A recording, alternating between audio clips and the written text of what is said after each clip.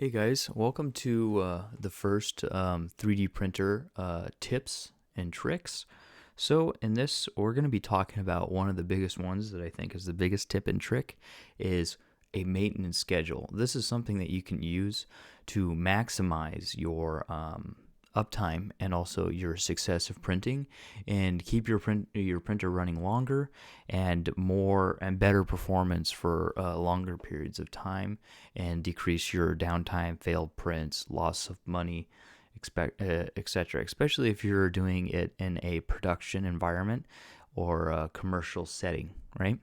So for example, here we have one of the Ender 3s, which is a pretty popular printer.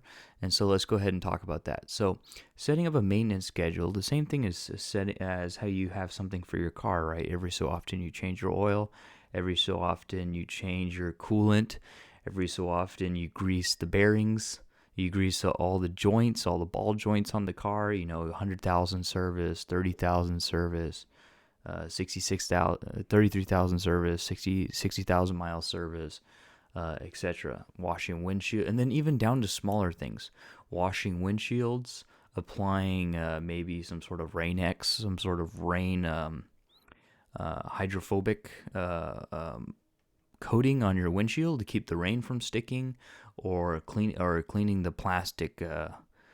Cleaning the yellowing on the plastic lenses on your car, stuff like that. So even those small details keep your car running its best. Rotating tires, keep making sure that they're properly inflated so you get the best mileage.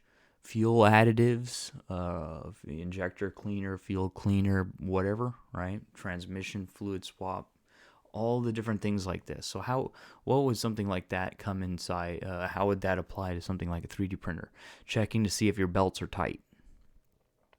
Making sure that your couplers are not loose on your Z-axis. For example, on this with a Z lead screw, make sure that those couplers are tight. The Allen keys are tight.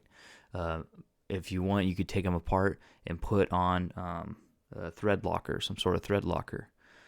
Making sure that your Bowden gear or your drive gear on your extruder is clean. Making sure that your bed is clean. So doing a wipe down. So maybe every 4 prints you do a wipe down, and then having an interval. So that's the other idea. Same thing as I talked about with the car. All of those are associated with a interval that's inside a service manual. Now a printer does not have a service manual. So basically what I'm saying here is that for you to increase your uptime is to create a service manual. So every so many prints, you clean the bed, you blow out or either prints or a certain amount of time printing, however you want to set it up.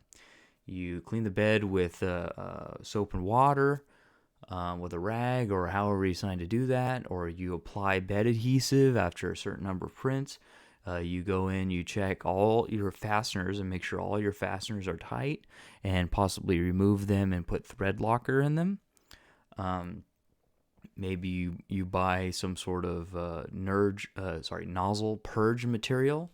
So usually they sell them in little sticks and use that to purge your nozzle out, or you clean your nozzle, or you change your nozzle, right? So for example, nozzles are technically supposed to be consumables. Over time they wear and open up. So is there a certain interval that you change that on if you print a lot?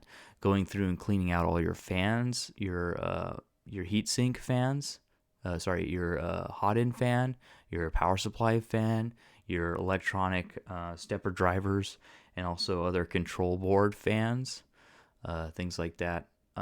Your pulleys, make sure your pulleys are tight.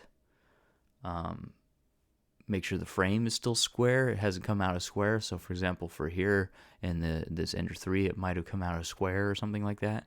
Run a test print. Make sure that the bed is still leveled. If you're doing any sort of manual leveling, maybe every 5 to 10 prints, you do another level check. Or every time you move it, you do another leveling check. So something like that. Setting up sort of like a maintenance schedule / write, or maybe even having to write it down in like a service manual type setting.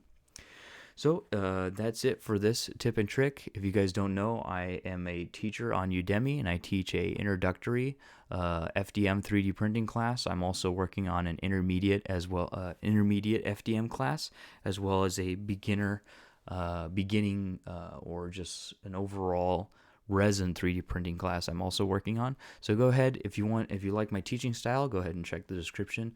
I have a link to my Udemy page, and all those classes will be linked below. So go ahead and check that out in the description, and I'll see you guys in the next one. Thanks. Bye.